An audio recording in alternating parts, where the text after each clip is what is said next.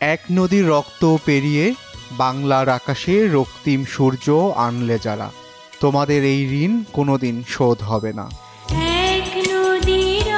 একটি স্বাধীন দেশের জন্য যে বীরেরা রক্ত দিয়েছিলেন, মা বোন তাদের সম্ভ্রম হারিয়েছেন, তাদের প্রতি শ্রদ্ধা জানাতে বিজয় দিবসের সকাল থেকেই সাভার জাতীয় স্মৃতিসৌধে নামে মানুষের ঢল। 16 ডিসেম্বর দিনের প্রথম প্রহরে সকাল 6টা 34 মিনিটে জাতীয় স্মৃতিসৌধের বেদিতে পুষ্পস্তবক অর্পণ করেন রাষ্ট্রপতি মোহাম্মদ শাহাবুদ্দিন। রাষ্ট্রপ্রধানের পর সকাল 7টা 5 মিনিটে স্মৃতিসৌধে মহান মুক্তিযুদ্ধের বীর শহীদদের প্রতি গভীর শ্রদ্ধা নিবেদন করেছেন প্রধান উপদেষ্টা ডক্টর মোহাম্মদ ইউনূস। এ সময় সঙ্গে ছিলেন বাংলাদেশে সফররত পূর্ব তিমুরের প্রেসিডেন্ট জোসে রামোস হোর্তা। বেলা বাড়ার সঙ্গে সঙ্গেই স্মৃতিসৌধেও বাড়ে সাধারণ মানুষের ঢল।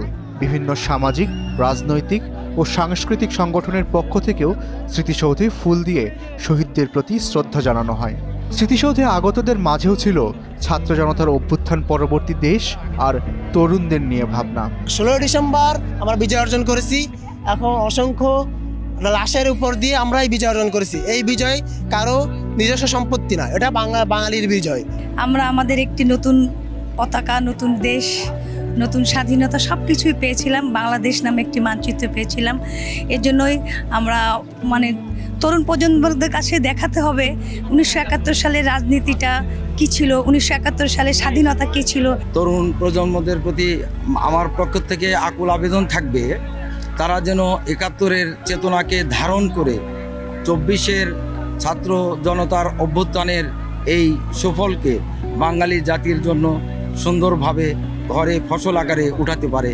আমরা 53 বছরে আমাদের নির্বাচন ব্যবস্থা, প্রশাসনিক ব্যবস্থা, অর্থনৈতিক ব্যবস্থা মুক্তিযুদ্ধের আকাঙ্ক্ষাই করতে পারিনি।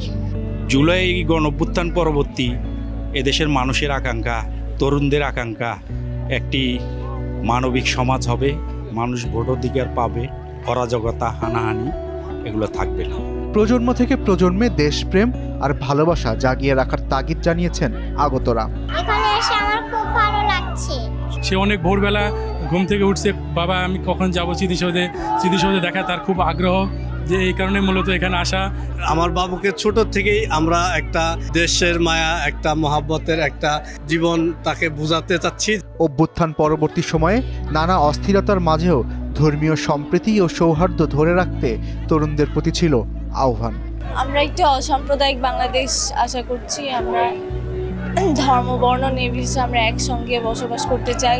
একজন মধ্যবয়সী মানুষ হিসেবে আমার কামনা নতুন প্রজন্ম বাংলাদেশকে তার মুক্তিযুদ্ধের আকাঙ্ক্ষা বাস্তবায়ন এবং দেশের পুনর্গঠনে ভূমিকা রাখবে। এই প্রজন্মটাতেই যেন এইভাবেই বলতে পারি আমরা যে ধর্ম যার যার, রাষ্ট্র সবার, এবং বাঙালি 16 আনাই আমরা বাঙালি।